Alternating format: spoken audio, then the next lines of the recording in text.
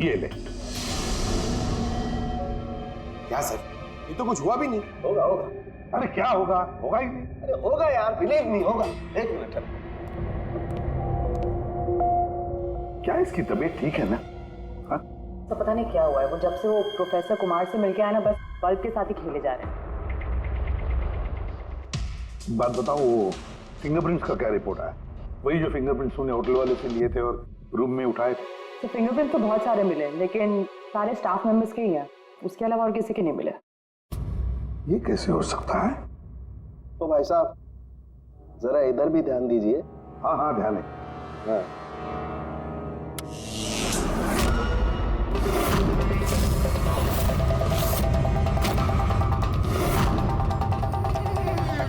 अरे सर, ये बल्ब जलने कैसे लगे? क्या बात है सालुंकी साहब, बिना वायर के सारे बल्ब जला दिए। लेकिन सालुंकी साहब, ये सब आपने किया कैसे? ठीक वैसे ही हुआ ये फ्रेडी, जैसे कि खूनी ने किया था उस दिलीप की कुर्सी पे और रोहन के बेड पे। जादूगर सालुंखे, जरा साफ साफ बताइए, आपने ये किया कैसे? करंट क्या हवा में से आया? हवा में से नहीं आया बॉस, करंट आया है इलेक्ट्रिक पेंट के जरिए। Electric paint? हाँ, इलेक्ट्रिक पेंट। दरअसल बिजली के जो तार होते हैं वो मेटल के होते हैं, और metal is a good conductor of electricity, इसीलिए करंट उनमें से पास होकर के जाता है। ठीक इसी तरीके से कुछ पेंट भी होते हैं जिन्हें हम इलेक्ट्रिक पेंट कहते हैं, और ये भी गुड कंडक्टर ऑफ इलेक्ट्रिसिटी होते हैं। इनमें से भी इलेक्ट्रिसिटी पास हो सकती है, और कमाल की बात यह है कि ये किसी भी कलर में मिल सकते हैं, जो आसानी से किसी भी बैकग्राउंड में मर्ज भी हो सकते हैं। ओह, इसीलिए मैं होटल रूम में और रेस्टोरेंट में कुछ दिखा नहीं सका। Exactly that. खूनी ने दरअसल होटल के कमरे का और रेस्टोरेंट के फ्लोर का दोनों का कलर इस कलर के साथ मैच किया, इसीलिए हमें दिखाई नहीं दिया। तो ये इलेक्ट्रिक करंट, आई मीन ये जो इलेक्ट्रिक पेंट है, ये आसानी से मिल जाता है? हाँ, मिल सकते हैं। दरअसल इलेक्ट्रिक सोल्डरिंग और रिपेयरिंग के काम में आते हैं, और इनकी सबसे बड़ी खासियत यह है कि ये आमतौर पर नंगी आंखों से दिखाई नहीं देते, सिर्फ इंफ्रारेड लाइट में ही ये दिखाई देते हैं। मैं दिखाता हूँ।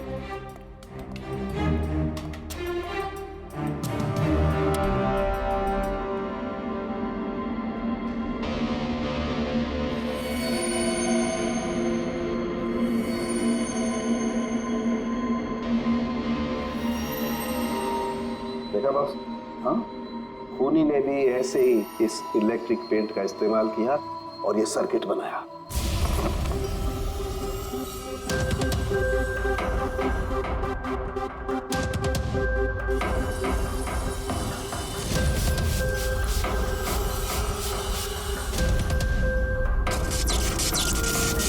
एक बात तो पक्की है, ये जो भी कोई है उसे इन सारी चीजों की पक्की जानकारी है। मगर सर, इनमें से खूनी कौन है? इस प्रोफेसर से तो मिल लिए सर, ये तो नहीं है। ये बंसी?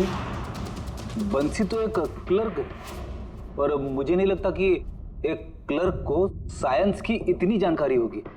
सर, इनमें से सबसे ज्यादा पढ़े लिखे तो ये प्रोफेसर ही लग रहे हैं।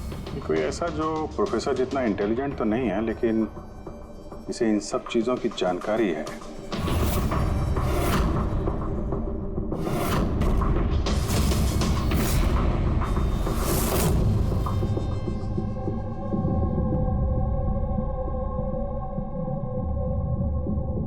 वो ये है अभिजीत, ये है वो। याद है क्या कहा था इसने, कि क्या काम करता?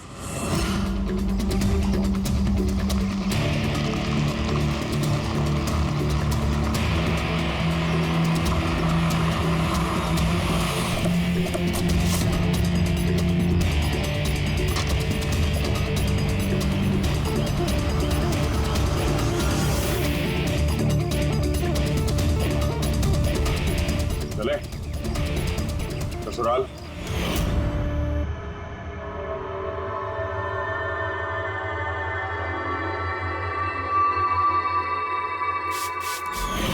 दिलीप और रोहन पर केस हुआ था, लेकिन मुझे मालूम था अपने पैसे और पावर के दम पर वो छूट जाएंगे।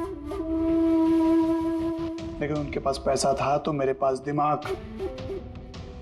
कई महीनों तक उनका पीछा किया। वो कहां जाते हैं, क्या करते हैं, किससे मिलते हैं, सब कुछ।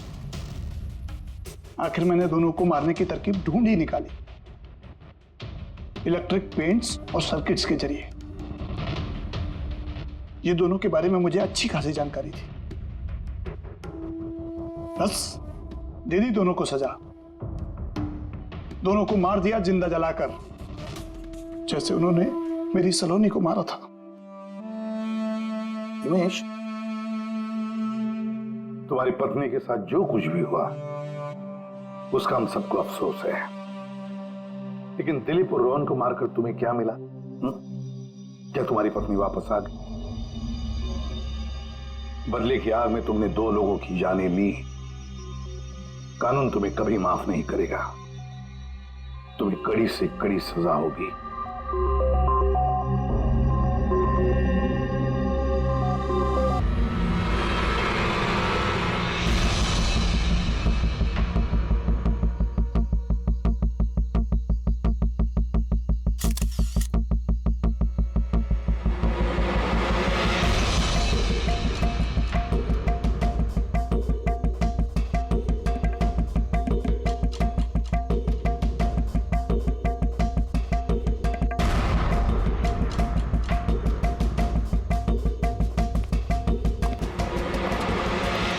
आप लोगों को कुछ मिला?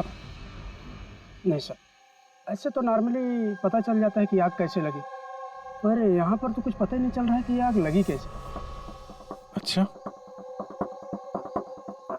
ठीक है, देखो एम्बुलेंस कहाँ तक पहुंची। जी सर।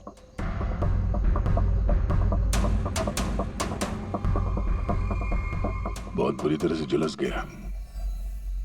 कमाल है, कुछ पता ही नहीं चल रहा है कि आग कैसे लगी है।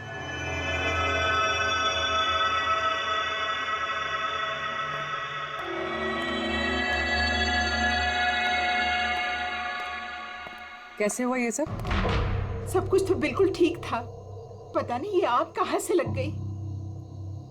इतने सारे लोगों की बद्दुआएं तो लगेंगी ना। क्या कहा तुमने? पता चला था सर कि दिलीप साहब किसी कोर्ट के केस में फंसे हुए थे। काफी बड़ा चक्कर था, लेकिन अभी कुछ दिन पहले छूट भी गए थे। काफी लोग नाराज भी थे इस बात से। कहीं इसी चक्कर में किसी ने दिलीप को मार तो नहीं दिया? नहीं, कोर्ट ने बरी कर दिया था मेरे पति को। उन्होंने कुछ भी नहीं किया। क्या केस क्या था? 9 साल पहले जीजू के थिएटर में आग लग गई थी, जिसके कारण कुछ लोगों की मौत हो गई थी और सारा इल्जाम जीजू पर आ गया था। ऐसे कैसे हवा में आग लग सकती है? जरूर किसी की प्लानिंग है। किसी पे शक है आप लोगों को? कौन कर सकता है? कोई भी कर सकता है, अनीता भी कर सकती है। कौन कौन अनीता? टोनी की वाइफ, और वो आज यहाँ आई भी थी।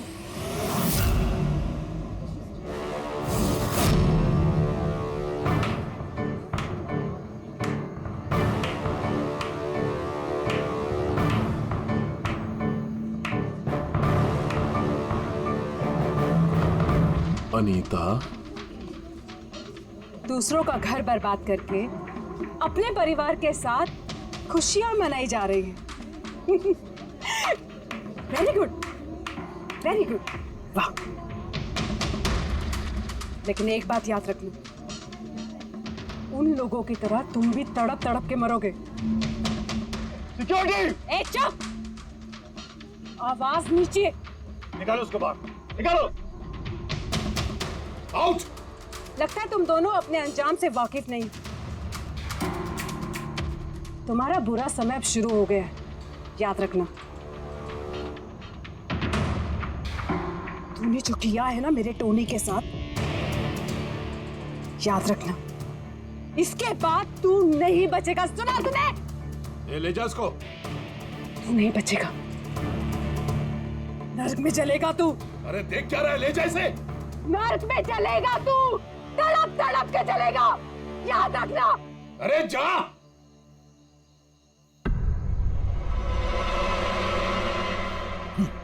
Let's enjoy Rohan.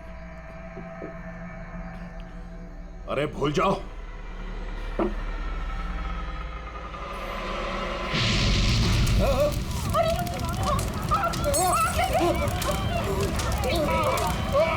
दिलीप और रोहन जिस केस में फंसे थे, उसी केस में कोर्ट ने टोनी को सजा दी थी। अच्छा, किस किस को पता था कि आप लोग यहाँ रेस्टोरेंट में आने वाले हैं? पता नहीं सर। अच्छा, दिलीप जी के आने से पहले इस चेयर के आसपास किसी को देखा था क्या? किसी अनजान आदमी को? नहीं सर, किसी को नहीं देखा सर। ये टेबल किसने रिजर्व किया था? दिलीप जी का फोन आया था, कह रहे थे कि हमारे लिए टेबल रिजर्व रखो। हमेशा यहीं बैठते थे, इसी टेबल इसी चेयर पर, रेगुलर कस्टमर थे हमारे। किसी को पहले से पता था कि दिलीप यहाँ इसी टेबल पे बैठेगा? सर, कुर्सी के पास तो ऐसी कोई चीज नहीं है जिससे आग लग सकती हो। कमाल की मिस्ट्री है यार। सीसीटीवी कैमरा,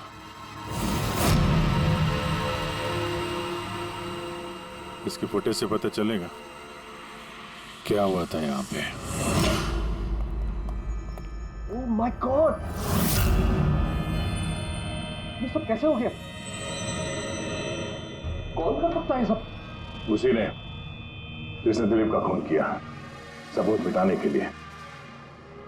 ऐसे कैसे कोई मॉनिटर रूम में घुसा है? सिक्योरिटी कहाँ है तुम्हारी? सर, इस रूम में सिक्योरिटी की जरूरत ही नहीं है, इससे पहले कभी ऐसा हुआ ही नहीं है। सर, सर मुझे नहीं लगता उसके पास टाइम होगा सीसीटीवी फुटेज डिलीट करने का। सर, उसने बस तोड़फोड़ कर दी है। अगर हम किसी एक्सपर्ट को बुलाते हैं सर, तो वो शायद हार्ड डिस्क से रिकवर कर पाए सर।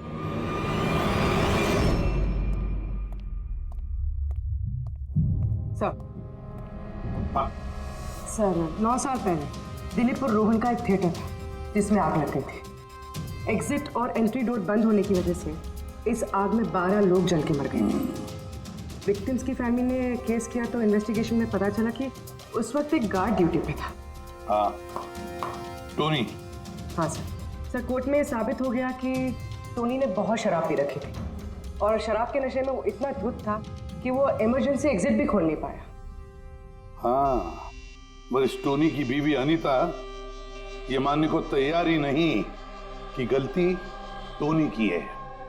सर, सिर्फ उसका ही नहीं, बहुत सारे न्यूज़पेपर आर्टिकल्स ने भी कोर्ट के इस फैसले के खिलाफ आवाज उठाई थी। जब ये हादसा हुआ था उस वक्त दिलीप और रोहन के खिलाफ सॉलिड एविडेंसेस थे, लेकिन फिर केस चलता रहा। 9 साल हो गए। कुछ विटनेसेस ने गवाही बदल दी और कुछ कंट्री से बाहर चले गए। सर, दिलीप और रोहन ने जरूर पैसे और पावर का इस्तेमाल किया होगा और यह बात टोनी को पता चल गई होगी। उसी ने भेजा होगा अनीता को दिलीप को मारने के लिए। पर फ्रेडी, जब अनीता वहां थी ही नहीं तो आग लगाई कैसे? नहीं, सिक्योरिटी वालों ने तो उसे बाहर निकाला था रेस्टोरेंट में से। ऐसी कौन सी चीज है जो अचानक आग लग सकती है? सर, शायद डॉक्टर सालुंके हमारी मदद कर सके, या फिर अनीता।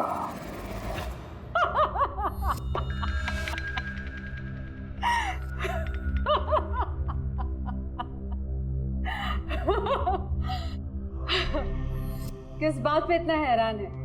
मेरी हंसी पे? क्या दिलीप की मौत पे? दिलीप की मौत पे तुम इतना खुश क्यों हो रही हो? अब मैं खुश नहीं होंगी तो और कौन होगा? कल रात रेस्टोरेंट से निकलने के बाद तुम कहाँ गई थी? जेल, अपने पति से मिलने।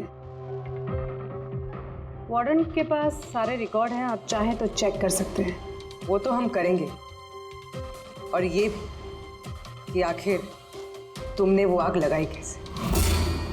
कोई काला जादू किया तुमने? दिलीप को अचानक आग कैसे लग गई? काला जादू आता तो जरूर करती, पर मैं बहुत खुश हूं। ये दिलीप भी उसी तरह तड़प तड़प के मरा है जिस तरह 9 साल पहले वो बेकसूर लोग मरे थे, जिसकी सजा मेरा पति टोनी भुगत रहा है। तुम ये कैसे कह सकती हो कि टोनी की गलती नहीं थी? तुम तो वहां थी नहीं। मैं वहां नहीं थी, लेकिन टोनी यहाँ था। उस दिन उसकी तबीयत खराब थी। उसने अपने मालिकों से, रोहन और दिलीप से कहा वो जल्दी घर आ गया आग लगने से पहले। गलती उन दोनों की थी। कोई पुराना दरवाजा ठीक ही नहीं करवाया, जिसके कारण वहां आग में वो लोग झुलस के रह गए। मेरे पति की गलती नहीं थी, उन दोनों की थी। तो बहुत गुस्सा आया होगा ना तुम्हें? दोनों को मारने का भी मन किया होगा। 12 लोग मरे हैं वहां। मुझसे कहीं ज्यादा गुस्सा उन लोगों के परिवार वालों को आया होगा, पर वो बहुत खुश होंगे अब दिलीप की मौत की खबर सुनके। बहुत खुश होंगे।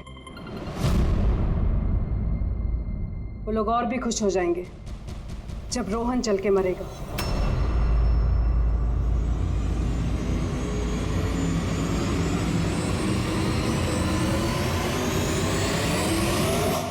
सर 42 लोग हैं, उन 12 विक्टिम के करीबी रिश्तेदार और फैमिली वाले। सस्पेक्ट ज्यादा और वक्त कम। सर सबसे पहले इन 42 लोगों में से उन लोगों के नाम हटा देते हैं जो कल दिलीप की मौत के वक्त शहर में नहीं थे। सर 9 साल हो गए इस बात को। शायद कितने लोग देश भी छोड़कर चले गए होंगे और कुछ लोगों की मौत भी हो गई होगी।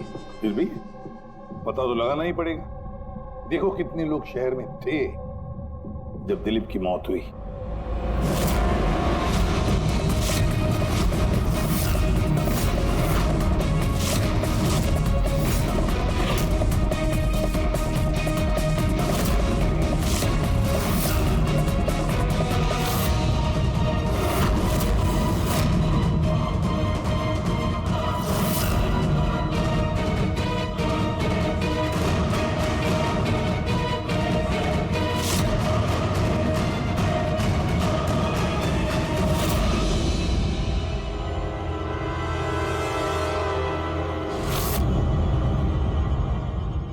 हाँ पंकज, कितने बजे?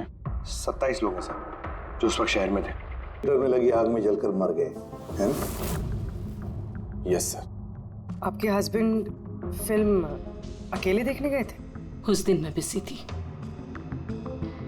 इसलिए वो अकेले ही चले गए। कल रात कहाँ पर थे तुम? सर मैं अपने फ्रेंड्स के साथ था। सर मैं पासपोर्ट ऑफिस गया था। उन दोनों को मैं ऐसे बच के नहीं जाने दूंगी। तो क्या किया तुमने? सोचा कि दिलीप से फेस टू फेस मिलूंगा और उससे पूछूंगा कि तुमने ऐसा क्यों किया। सर उसके बाद मैं अपने फ्रेंड के साथ घर पे गया। मैं अपनी वाइफ के साथ मॉल में था। सर आप मेरे फ्रेंड से पूछ सकते हैं। सर मैं उससे मिलता तो रेस्टोरेंट तक जिंदा नहीं पहुंच पाता। दिलीप को उसके किए की सजा मिल गई। मुझे मालूम चला रेस्टोरेंट से कि दिलीप के साथ क्या हुआ तो दिल को सुकून मिला सर। अब बचा रोहन, उसको भी उसके किए की सजा जरूर मिलेगी। अब इन 27 लोगों में से उन लोगों के नाम रहने दो जो घुमा फिरा के जवाब दे रहे थे और जिन्होंने अपने जवाब पहले से ही तैयार करके रखे थे।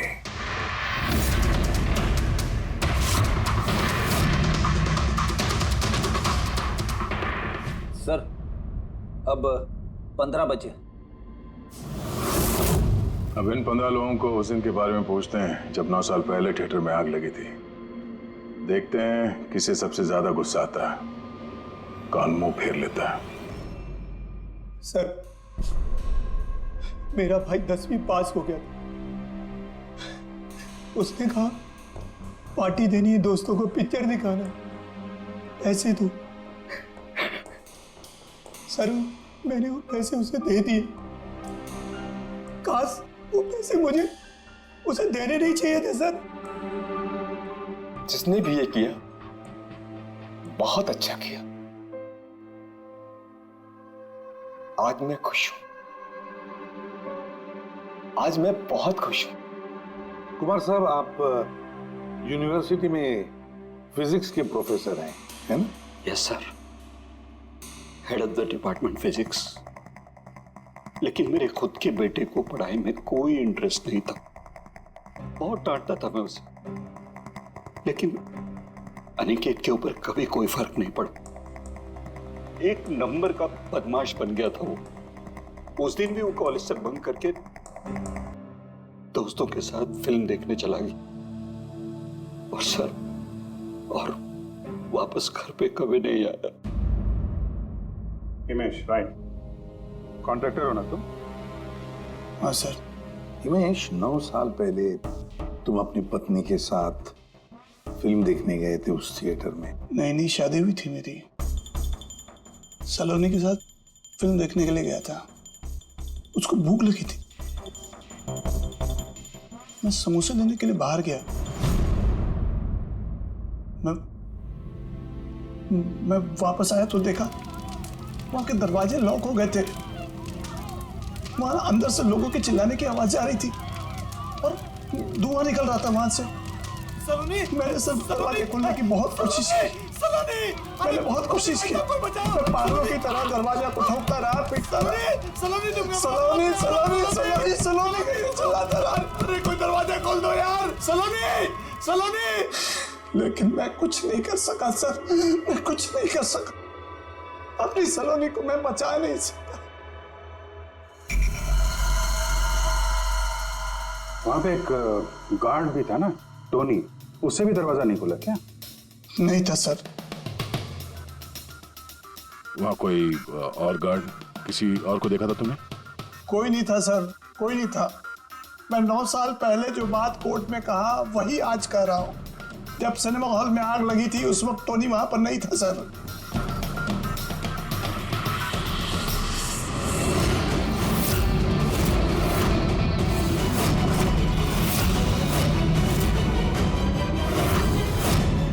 सर, ये है हमारे फाइनल 15 सस्पेक्ट जो दिलीप को मार सकते हैं। सो कॉप्स कह रहे थे कि फायरमैन को भी पता नहीं चला कि आग का एग्जैक्टली सोर्स क्या था।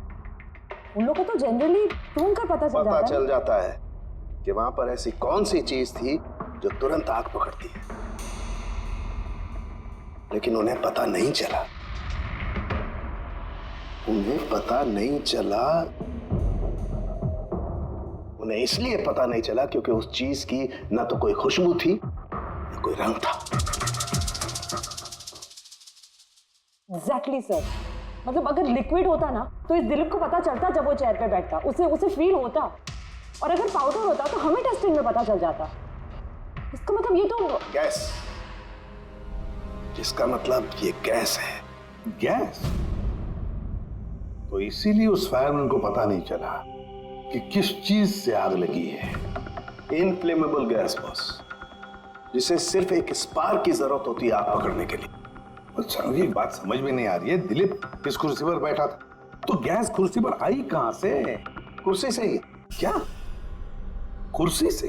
वो ऐसे बॉस, जिस चेयर पे ये दिलीप बैठा था उसके नीचे की तरफ किसी ने ज्वलनशील गैस का स्प्रे किया हुआ था। मरते वक्त दिलीप के कांटेक्ट में 2 चीजें थी। एक तो ये चेयर जिस पे वो बैठा था और एक वाइन का ग्लास जो उसने हाथ में पकड़ा हुआ था। हमने ये दोनों चीजें चेक की तो इस चेयर के ऊपर से हमें इनफ्लेमेबल गैस के कुछ ट्रेसेस मिले। बॉस, हमारे आसपास वातावरण में स्वतः ज्वलनशील पदार्थ होते हैं जो कभी कभी स्पॉन्टेनियसली जल जाते हैं, जैसे कि मार्श गैस एक नेचुरल बायोगैस है और ज्वलनशील गैस इसका मेन कंपोनेंट है। मतलब इनफ्लेमेबल गैस कभी भी हवा में ऐसे ही जल जाती है? नहीं फ्रेडी, अपने आप नहीं। जब वातावरण में बहुत ज्यादा गर्मी पैदा हो जाती है और वो वातावरण की ऑक्सीजन के साथ मिल जाती है तो एक सुपर हाई टेम्परेचर का निर्माण होता है, जिसकी वजह से ये आग लगती है। लेकिन सालून साहब, वहां तो ऐसे कोई हाई टेम्परेचर वाली चीज थी नहीं। एग्जैक्टली, ऐसा कोई डायरेक्ट सोर्स नहीं था जिससे गर्मी पैदा हो सके बॉस। इसीलिए मुझे लगता है खूनी ने कोई एक्स्ट्रा डिवाइस का इस्तेमाल किया है ये अचानक इतना ज्यादा टेम्परेचर बढ़ाने के लिए। और ये कुर्सी तो तैयार बैठी थी, इसे तो सिर्फ एक स्पार्क की जरूरत थी। पर सर ऐसे कोई हीट कैसे पैदा कर सकता है? हाँ, कर सकते हैं ना पूरी। जैसे उदाहरण के तौर पर मैग्नीफाइंग ग्लास। मैग्नीफाइंग ग्लास पर सूरज की किरणों को खास तरीके से फोकस करके हम बचपन में कागज जलाया करते थे।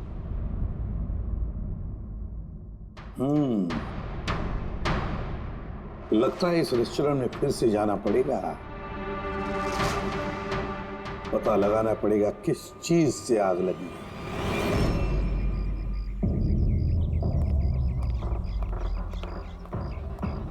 पूरा एरिया छान मार लिया सर, लेकिन ऐसी वो चीज ही नहीं मिली जिससे आग लग सकती है।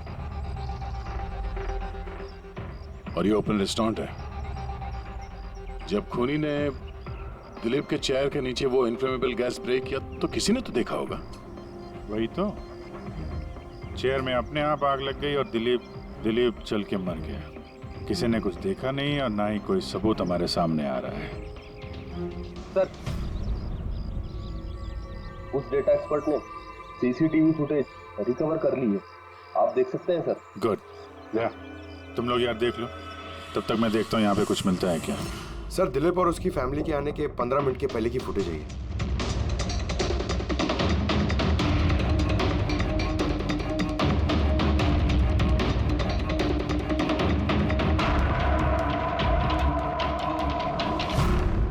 ये कुर्सी चेंज कर रहा है। इसका कोई दूसरा एंगल है क्या? इसी टाइम का चेक करो। एक मिनट सर।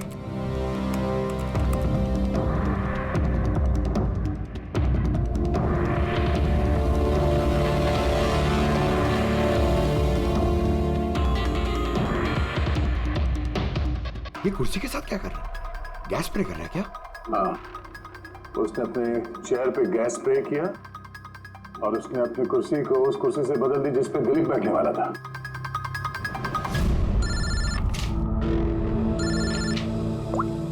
आ गया। अच्छा,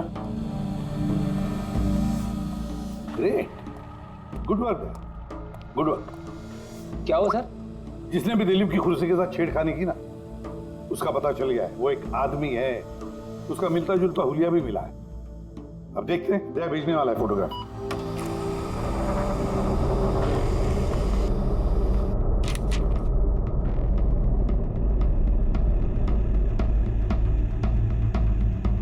खूनी इन बचे लोगों में से कोई एक है,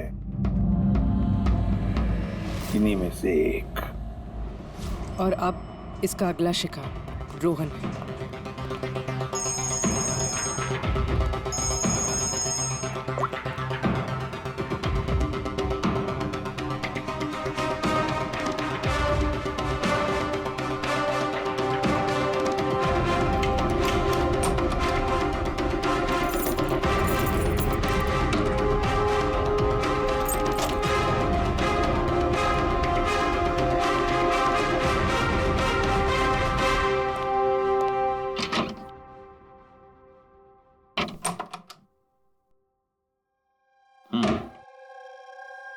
मुझे लगता है कोई मेरी और दिलीप की रिहाई से खुश नहीं है।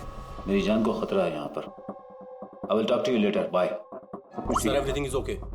ऑल राइट, तुम यहीं पर रहना और किसी को भी अंदर मत आने देना। Be alert, okay? Okay sir.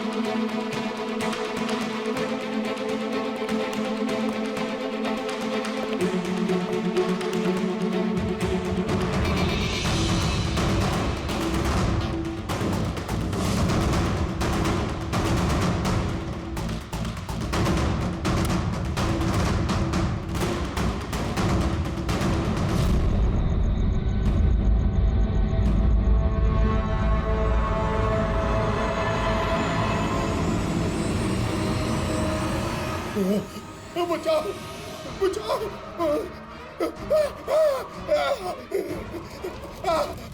बचाओ, परे, परे,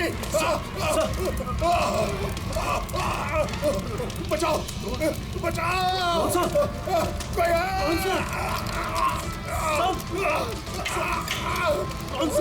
कोई बचाओ, परे, परे, कौन सा?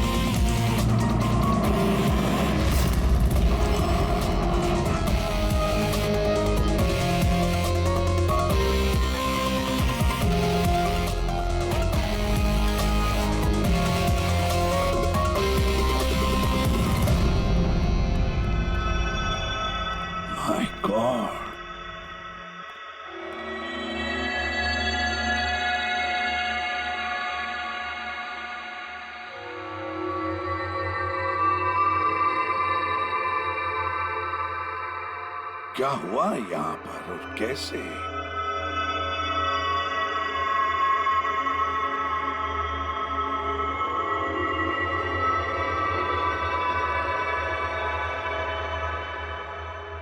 यहाँ पर भी और किसी किस्म की कोई स्मेल नहीं सिवाय इस जली हुई लाश की बदबू के। यानी ये मर्डर भी इन्फ्लेमेबल गैस से हुआ है? शायद। ये सब हुआ कैसे? हाँ? सर मैं रोहन सर का बॉडीगार्ड हूँ सर। अच्छा, तो फिर ये आप लोग कहाँ थे जब ये सब हुआ? सर रोहन सर ने मुझे बाहर निगरानी के लिए कहा था, तो थोड़ी देर के बाद सर उनके चिल्लाने की आवाज आई तो मैं उनके कमरे की तरफ भागा, लेकिन सर दरवाजे के चारों तरफ से धुआं देखा तो मैं दूसरी चाबी से दरवाजा खोल के अंदर गया तो देखा कि सर रोहन सर जले पड़े थे। आप लोगों को भी कुछ पता नहीं है? कमाल है, कमरे के अंदर कोई लीड नहीं मिला, शॉर्ट सर्किट नहीं हुआ है, ये पर्दा अंदर से बंद है, ये विंडोज परमानेंटली क्लोज्ड है, कोई बाहर से अंदर भी नहीं आ सकता। अब बाहर से अंदर कोई व्यू भी नहीं है, कोई देख नहीं सकता, तो फिर आदमी मरा कैसे? इससे लगी है आग बॉस।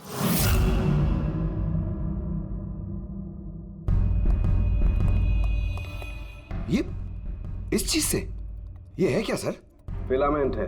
फिलामेंट? इलेक्ट्रिक बल्ब के अंदर का फिलामेंट। और जब इस फिलामेंट में इलेक्ट्रिक करंट पास होता है तो ये गर्म होकर के लाल हो जाता है। बॉस टूनी ने भी इसी टेक्निक का इस्तेमाल किया है उस ज्वलनशील गैस को जलाने के लिए। पर वहाँ रेस्टोरेंट में जहाँ पर दिलीप की मौत हुई थी, वहां पर तो हमें ऐसा कोई फिलामेंट वगैरह नहीं मिला।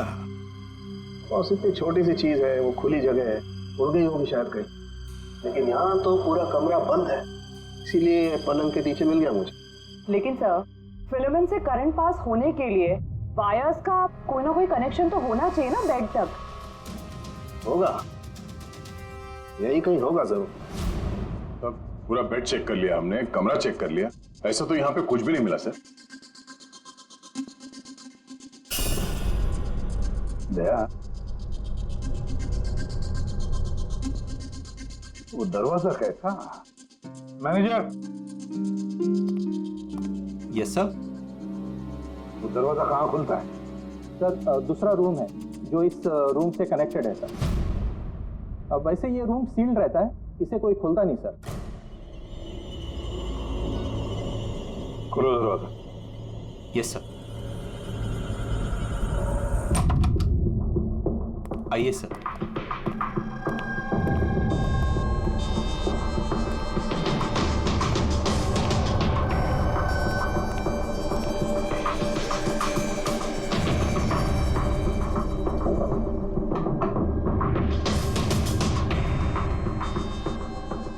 मैनेजर साहब, किसका कमरा है ये? कौन रहता है इस कमरे में? गेस्ट है कोई सर, डिटेल्स चेक करनी पड़ेगी। मंगाओ। Okay sir.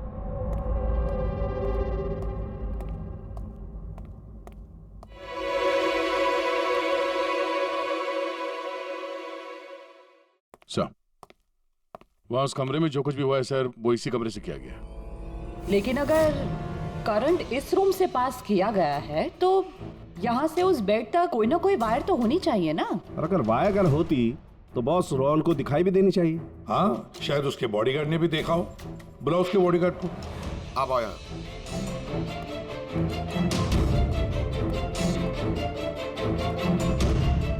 एक बात बताओ, जब तुम रोहन के कमरे में आए थे तब कोई वायर देखी यहाँ इस दरवाजे से उस कमरे में जाते हुए? कुछ भी नहीं सर, रोहन सर के रूम के अंदर जाने से पहले मैंने रूम को पूरी तरह से चेक किया था सर, लेकिन वायर जैसी कोई चीज उस रूम में नहीं दिखाई दी। ठीक है, जाओ तुम। जो कुछ भी हो दया, खूनी ने इसी दरवाजे का इस्तेमाल किया। इस दरवाजे से वो रोहन के इस कमरे में आया, उसने बेड पर इन्फ्लेमेबल गैस स्प्रे किया और किसी भी तरह से फिलामेंट को करंट दे दिया। बस फिलामेंट गर्म हो गई और इन्फ्लेमेबल गैस ने आग पकड़ ली, रोहन की मौत हो गई। बस एक बात पक्की है, ये जो कोई भी है उससे इलेक्ट्रिक और केमिकल्स की बहुत अच्छी जानकारी है। प्रोफेसर कुमार, फिजिक्स का प्रोफेसर कुमार, उससे बढ़कर और कौन जान सकता है इस सारे मामले में? दया, अच्छा इस प्रोफेसर कुमार से मिल लो। अच्छा दया, मैं भी चलता हूं तुम्हारे साथ।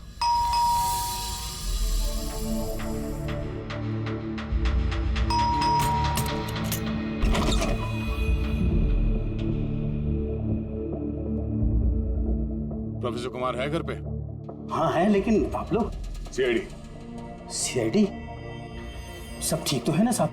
हाँ, उनसे कुछ पूछताछ करनी है। कहाँ है वो? बाहर बच्चों को पढ़ा रहे हैं, मैं बुला के लाता हूँ। कोई बात नहीं, हम देखते हैं।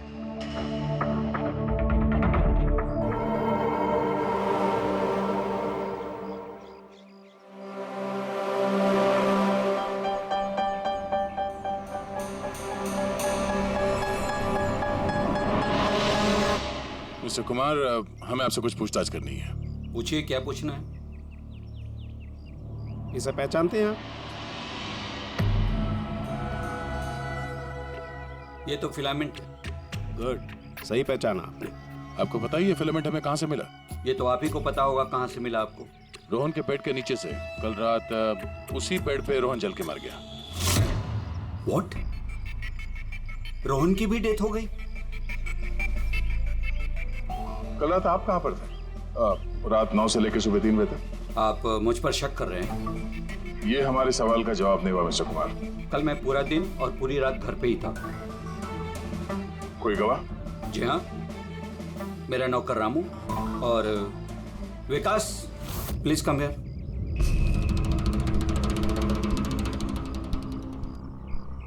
Yes sir. इन्हें बताओ मैं कल कहाँ था। सर हमारे एक्स्ट्रा क्लासेस ले रहे थे यहीं पे सर।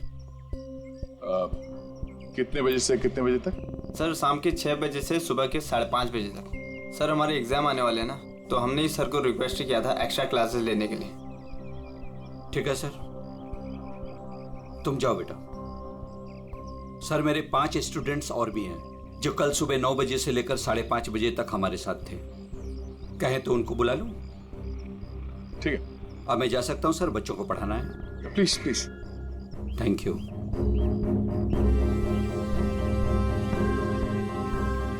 हाँ तो बच्चों, मैं ये कह रहा था कि बिना सोल्डरिंग वायर के भी हम मदरबोर्ड फिक्स कर सकते हैं with the help of adhesive conductor.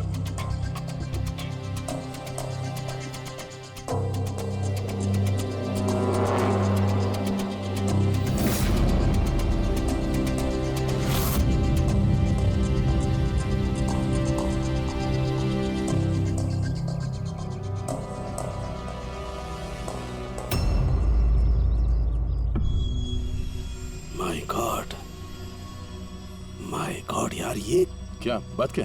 अरे यार, ये गलती मुझसे कैसे हो गई? क्या? गॉड, बूढ़ा हो गया मैं, बूढ़ा हो गया मैं। एक काम करो, 1 घंटे बाद फॉरेंसिक लैब में मिलो, कुछ बताऊंगा। 1 घंटे बाद। अरे वो